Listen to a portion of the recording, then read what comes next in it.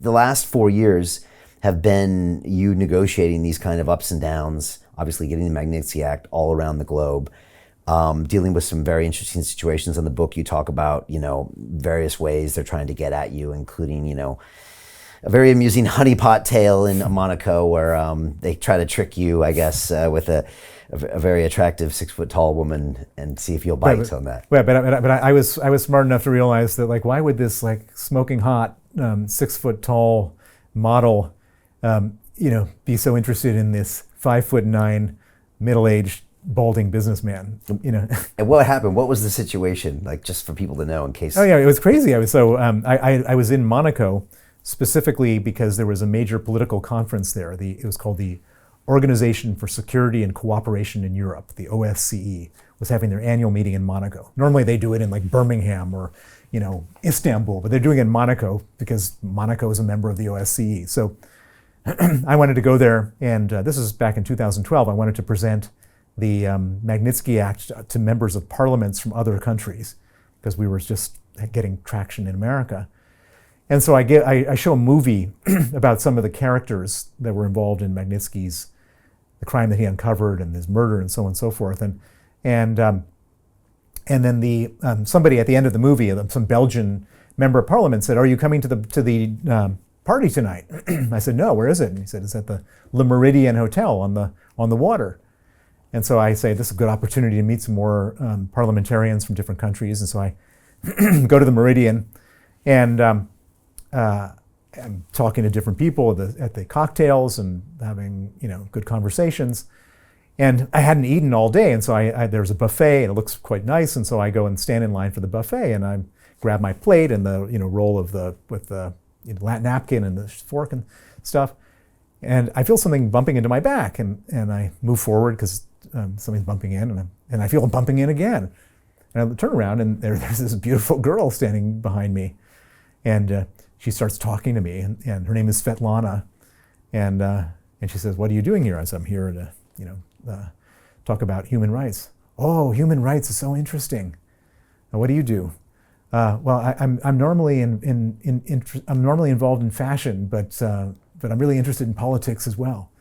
"Oh," and anyways, I had just been talking. I didn't want to. And she's Russian, so I obviously don't want to talk to her. And so I kind of leave her, and she asked for my no. So then I'm talking to some other members of parliament who are at my movie screening, and she comes up to this conversation, and we all have a talk, and then the MPs who are at the movie screening said, "Can I have your card?" And so I hand my card to this one, and I hand the card to the other, and then she's standing there wanting, with her hand out for my card, and so I hand my card to her.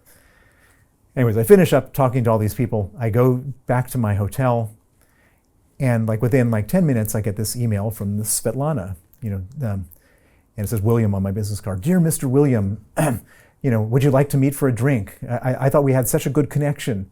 It's like, we didn't have a connection. And so I just ignored it. And then an hour later, I get another email, "Dear Mr. William, I can't stop thinking about you."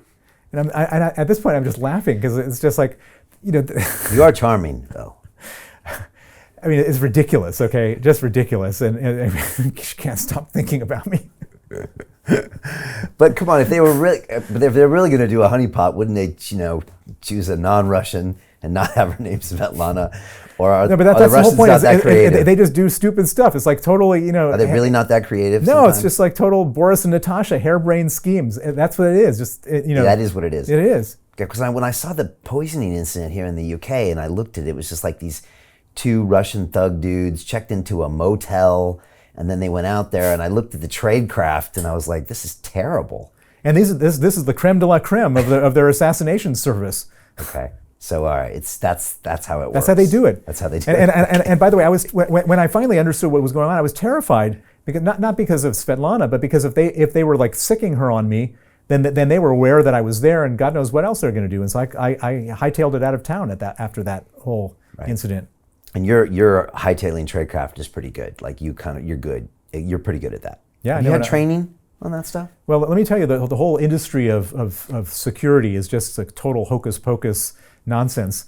The best training is thinking through. If you actually have a real situation, you figure it out.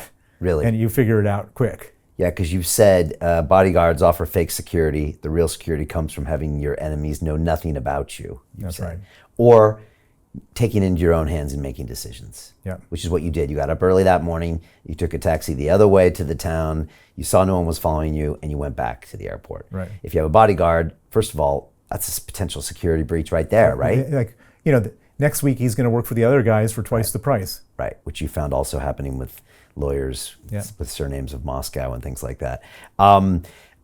You said in Red Notice, if I'm killed, you will know who did it. And when my enemies read this book, they will know that you know.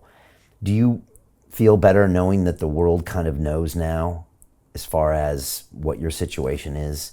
Or with someone like Putin, he doesn't care anyways? Well, up until recently, that helped me. Now he's been sanctioned by everybody for everything, and so I think that it's really, all restraints are off now. Hey, do you want to profit from crypto? Then join my DeFi Academy. The Crypto DeFi Academy will help you create generational wealth. But don't take my word for it. Listen to my students. When I first got into crypto, I remember thinking to myself, I need to learn more. Brian Rose, learning crypto, learning DeFi, gotta do it. I am so grateful that I jumped in and did this. I had to break through some limiting beliefs that I can do this, that I can afford this, that I can be in this. It challenges the things that are deeply rooted within us. Joining DeFi Academy has been one of the best decisions I have made on my blockchain journey. This course was a life changer, a game changer, a huge eye-opener, coming from knowing practically nothing at the speed of the learning over 4 weeks was just fantastic. The information you provided in this class was invaluable. I feel far more confident in my next steps. You took complex concepts and made them easier to understand. What's different than so many other ones is it just doesn't tell you what to do. It actually makes you do it.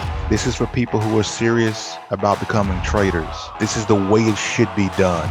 I realized from this learning experience again that it is not about what you learn, but about who you learn it from. The energy was insane.